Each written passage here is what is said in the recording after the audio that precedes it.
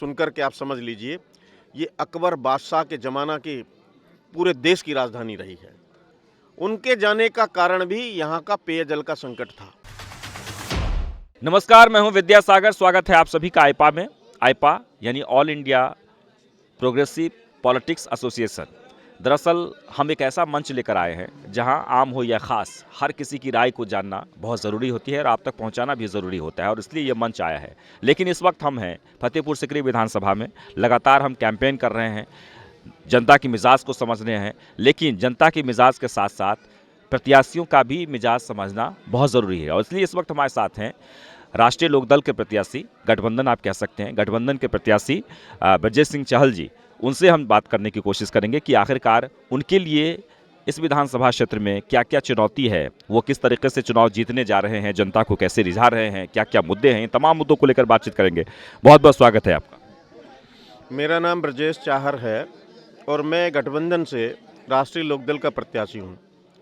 फतेहपुर सीकरी विधानसभा है हमारी और इसका नंबर है उत्तर प्रदेश में 91। और इस समय हम लोग मौजूद हैं गहरा कला गांव है या कुला ब्लॉक का गांव है, और इस विधानसभा को मिनी छपरौली कहा जाता है। अब आपका सवाल ये था कि आपका क्या समीकरण है, आप किस तरह चुनाव जीतने की स्थिति में हैं। देखिए, मेरा मानना यह है कि हम राष्ट्रीय लोकदल के प्रत्याशी हैं, गठबंधन के प्रत्याशी हैं। उत्तर प्रदेश और देश दोनों में भारतीय जनता पार्टी की सरकार है, और सबसे एक महत्वपूर्ण विषय जो दिखाई दे रहा है वो है सबसे पहला काम महंगाई। दूसरी बात, किसान इतना त्रस्त है, परेशान है, जो जीवन में हमने तो अपने में नहीं देखा कि डाई और यूरिया की जब ज़रूरत होती है तो किसान इतनी लंबी लाइन में लगता है। इन स्थितियों के हालात इस भारतीय जनता पार्टी की सरकार ने पैदा किए। किसान को ज़रूरत पड़ी डीजल और पेट्रोल की तो वो 100 रुपये के आसपास पहुंचा दिए। जब उपचुनाव हो रहा था, हिमाचल प्रदेश के मुख्यमंत्री ने चुनाव के परिणाम के बाद जब वो सारी सीटें हार गए तो खुद प्रेस कॉन्फ्रेंस करके कहा कि हम महंगाई की वजह से चुनाव हारे हैं। ये प्रेस कॉन्फ्रेंस होते ही अगले दिन 10-10 रुपये पेट्रोल और डीजल पर कम कर दिए गए। गैस का सिलेंडर 1000 रुपये पहुँच गया। घर में हमारी महिला भोजन बनाती हैं, तैयारी करती हैं, रसोई से लेके हर चीज़ महंगी है। अब देखिए, सबसे महत्वपूर्ण विषय यह है कि हम जिस क्षेत्र में रहते हैं वो किसानी का क्षेत्र है और खेती का क्षेत्र है। यहाँ हर वर्ग का आदमी रहता है और हर वर्ग का आदमी खेती किसानी से जुड़ा है। राष्ट्रीय लोकदल के साथ खेती किसानी करने वाले लोगों की भावनाएं बहुत तेज़ी के साथ जुड़ रही हैं, और मेरा मानना है कि भारत सरकार ने आज से 15 महीने पहले जो उत्तर प्रदेश ही नहीं पूरे राष्ट्र भर के लिए जो हालात पैदा हुए, किसानों के ऊपर जो काले कानून कृषि के लगाए थे, उन काले कानूनों का विरोध करना जब किसान ने शुरू किया तो भारतीय जनता पार्टी की सरकार, उनके मंत्री, उनके नेतागण तमाम उल्टे सीधे बयान देते रहे। किसान को उन्होंने आतंकवादी बोला, खालिस्तानी बोला। किसान के लिए उन्होंने सड़क पर कीले गाड़ी। किसान 15 महीने तक वहाँ पर बारिश, तूफान, आंधी, गर्मी, सर्दी सब झेलता रहा, और दिल्ली के चारों तरफ बॉर्डरों पर किसान ने वहाँ पर धरना किया, प्रदर्शन किया। अब मैं पूछना चाहता हूँ निकम्मे देश के प्रधानमंत्री से कि आदरणीय प्रधानमंत्री जी, ऐसी क्या नौबत आ गई कि आपने 15 महीने बाद इस कृषि कानून को वापस ले लिया? वो तो दिखाई दे रहा है ना कि उत्तर प्रदेश का चुनाव आ गया। अगर ये चुनाव नहीं आता तो ये लोग कानून वापस नहीं लेते। हमारा किसान इसी तरह दर दर की ठोकरें खाता। 703 किसानों ने वहां पर बलिदान दे दिया, लेकिन भारतीय जनता पार्टी का एक व्यक्ति वहां पर श्रद्धांजलि देने नहीं गया।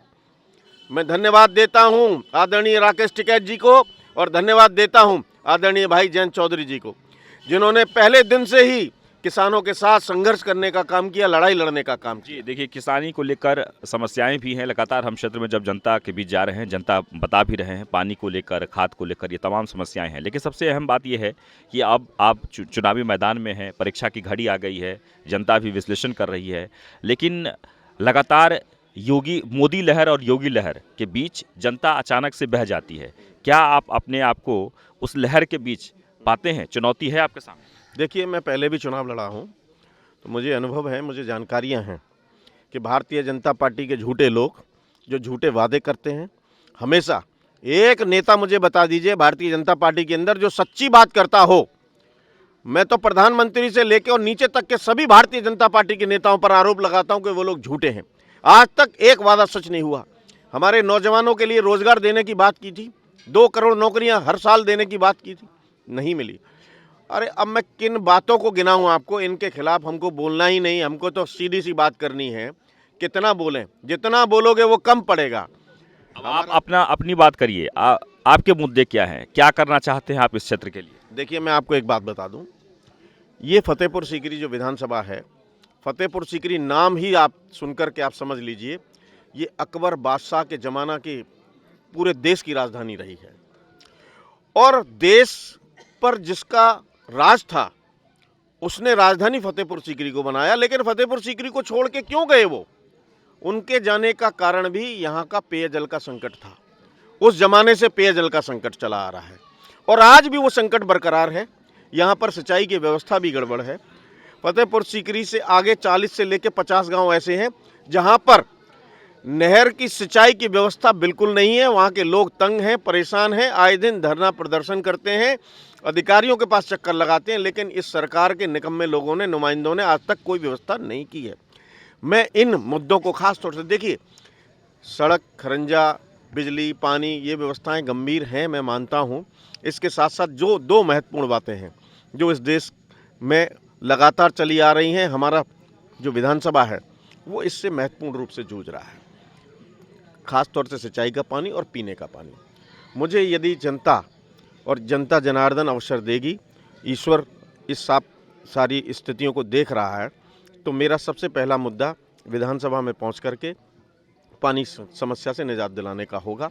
और मुझे भरोसा है, मुझे विश्वास है कि भारतीय जनता पार्टी और बहुजन समाज पार्टी इस बार इस इलेक्शन में खास तौर से फतेहपुर सीकरी विधानसभा में बहुत बुरी तरह हारने की स्थिति में रहेंगे। किसान जागरूक है और किसान इस बार किसी झांसे में आने वाला नहीं है, इनके झूठ फरेब के जो बातें हैं उनमें आने वाला नहीं है। देखिए एक और बात है कि जब भी राजनीति की शुरुआत होती है, शुरुआत तो होती है विकास के मुद्दों से, लेकिन अंत तक लोग जाति और धर्म में बढ़ जाते हैं।